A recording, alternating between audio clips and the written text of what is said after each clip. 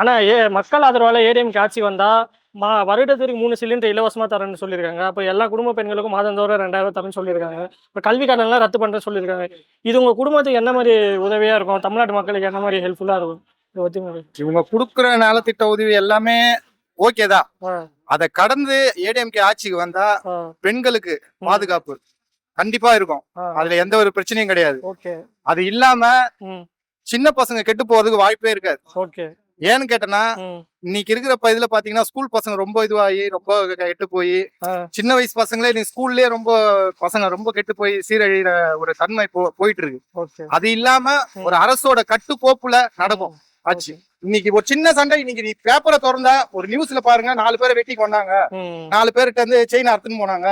ஏன்னு கேட்டனா ஃபுல்லா கஞ்சாவோட இது தலை விரிச்சு ஆடுது, போதையோட பழக்கம் தலை விரிச்சு ஆடுது. அதை கண்ட்ரோல் பண்றதுக்கு யாருக்கும் ஒரு இது இல்லை. அதை கண்ட்ரோல் பண்ணாலே நாடு நல்லா இருக்கும், மக்களும் நல்லா இருப்பாங்க, எல்லாமே இதுவா. அந்த போலீஸ்ன்ற மட்டும் வச்சிருந்தாங்க, இப்ப இல்ல. ஓகே, அது இருந்தாலே போதும். மக்களோட பாதுகாப்பு அது ஒண்ணுதான். இது மாறும், ஆனா கண்டிப்பா இந்த வாட்டி மாறும். மாறும் போது தெரியும்.